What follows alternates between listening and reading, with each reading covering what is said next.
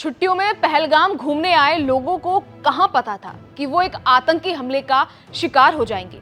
पाकिस्तानी आतंकियों के कायराना हमले के कारण वादियों में गूंजे गोलियों के शोर ने पूरे देश को झकझोर दिया है।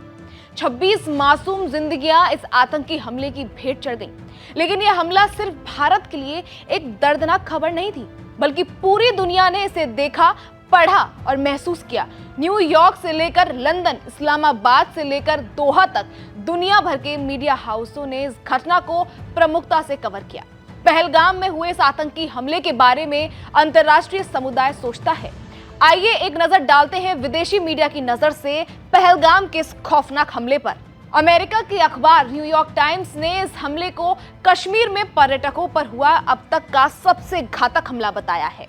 रिपोर्ट में कहा गया है कि 4 बंदूकधारियों ने अचानक हमला कर दिया, जिसमें 26 लोगों की मौत हो गई।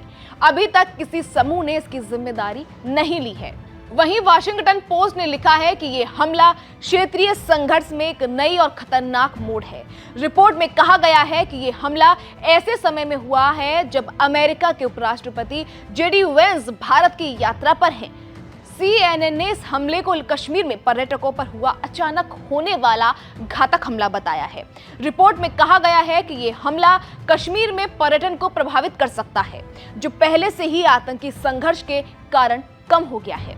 वहीं मिडिल ईस्ट की खबरों को कवर करने वाले अखबार अल जजीरा ने इस हमले को कश्मीर में बढ़ती असुरक्षा का संकेत बताया है। रिपोर्ट में कहा गया है कि यह हमला अमरनाथ यात्रा से कुछ सप्ताह पहले हुआ है, जिससे सुरक्षा चिंताएं और बढ़ गई हैं। ब्रिटिश न्यूज चैनल BBC ने इस हमले को कश्मीर में नागरिकों पर हुआ एक और घातक हमला बताया है। रिपोर्ट में कहा गया है कि यह हमला क्षेत्र में लंबे समय से चले आ रहे संघर्ष का हिस्सा है, जिसमें नागरिकों को बार बार निशाना बनाया गया है। अब आपको बता दें कि पाकिस्तानी अखबार डॉन ने इस हमले को लेकर क्या लिखा है। डॉन ने इस हमले की रिपोर्टिंग करते हुए इसे कश्मीर में बढ़ती हिंसा का संकेत बताया है। रिपोर्ट में डॉन ये भी दावा कर रहा है कि पिछले कुछ समय से कश्मीर में हिंसा बढ़ी है, लेकिन पाकिस्तानी अखबार डॉन ने कहीं भी उनके देश में मौजूद आतंकी सैफुल्लाह खालिद का कोई जिक्र नहीं किया है, क्योंकि सैफुल्लाह खालिद को पाकिस्तानी सेना का समर्थन मिला हुआ है।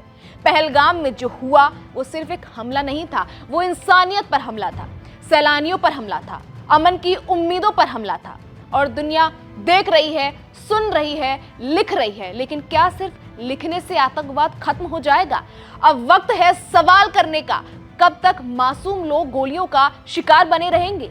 अब जवाबी कार्रवाई सिर्फ जमीन पर नहीं, कूटनीति में भी होनी चाहिए, क्योंकि ये सिर्फ भारतीय की जंग नहीं है, ये पूरी दुनिया की लड़ाई है आतंक के खिलाफ।